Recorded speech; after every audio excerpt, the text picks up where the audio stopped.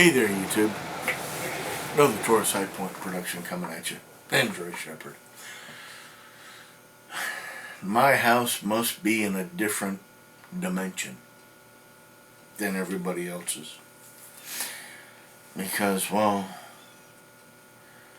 my non-smoked molds, my non-clean molds don't seize. And all this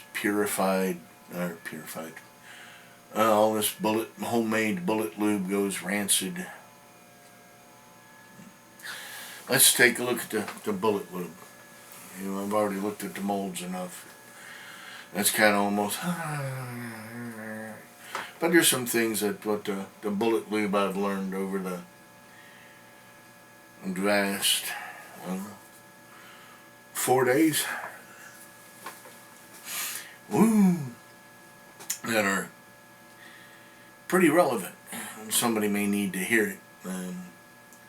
Going to the store, buying your bullet lube, paying that needless markup corporate's got, you know, money's already stretched to the limits as is because nobody wants to put regulation back on businesses. They're throwing the focus on Trump, the war here, the war there, the price of oil, the price of Chinese microchips. Nobody wants to put it directly where it belongs, on corporate. So let me try to hopefully help you save some folding money. Now, this money may only be Washington's and Lincoln's instead of the Grants and Benjamins that it used to be. So, without any further, let's cut right to it. Homemade bullet lube goes rancid. I'm going to throw up a link to Loads of Bacon. I found his when I started checking this out because on November 12th, 2025, I was lubing and sizing some bullets, and my bullet lube looked pristine. I figured I had made some recently, but as far back as I can trace it, is to that first video I shot up here on YouTube. My bullet lube was made November 19th of 2023. So I'm trying to figure out why this stuff isn't breaking apart. Got a horrible smell. Why am I able to still use it?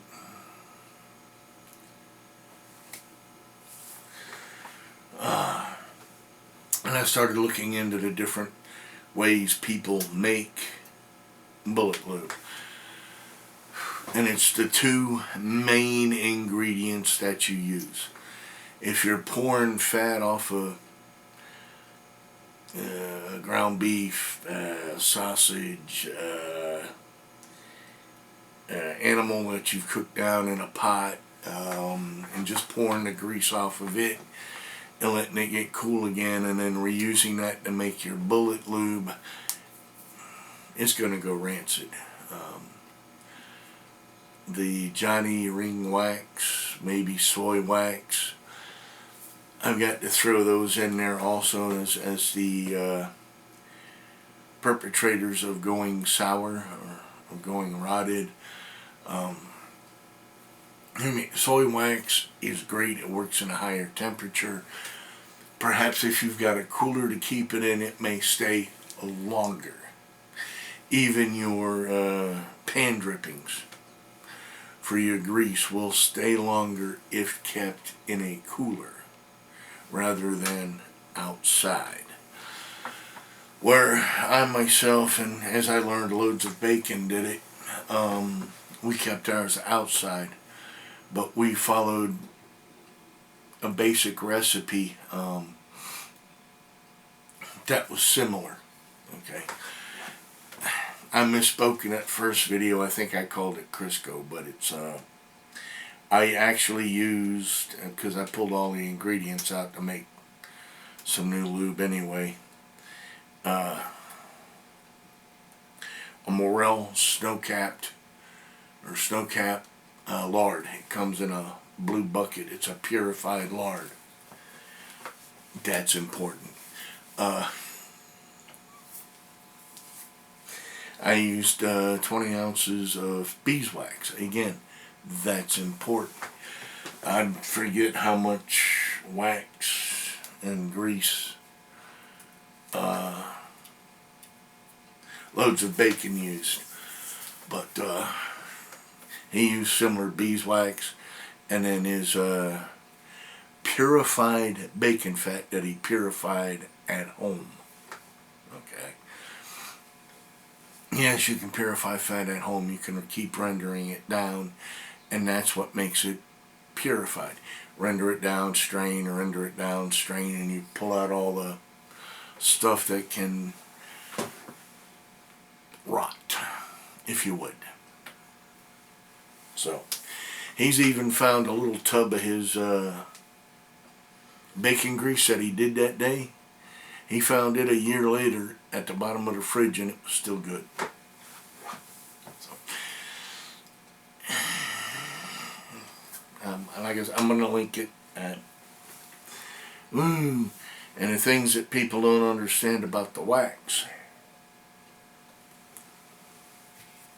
Recoil therapy suggests you get the beeswax. Don't get the Home Desperate Johnny Ring wax or the Lowest Loser store toilet ring wax. Don't. And soy wax, I'm up in the air about it. I know it does better. It holds together better in higher temperatures. But as far as turning south, even though it's a natural wax, I'm going to say if you mix it with that unpurified plant or animal product, that it will eventually turn on you as well. Why doesn't the beeswax turn on you? The beeswax contains antibacterial and antimicrobial properties, which is almost like a nature's antiseptic. And of course your purified lard has nothing to rot in it.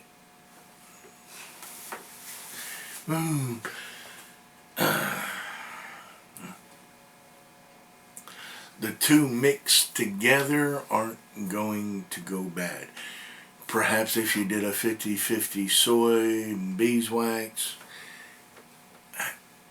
I might look into that. Get 20 or 10, 15 ounces of beeswax and make a new batch and just see how that goes. I kick this stuff around.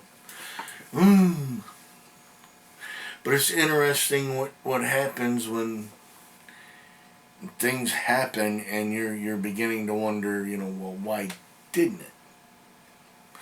Because like I said, I've heard from, being 3 foot tall to 2 or 3 weeks ago that homemade bullet lube goes rancid, and when mine didn't, I had to find out why.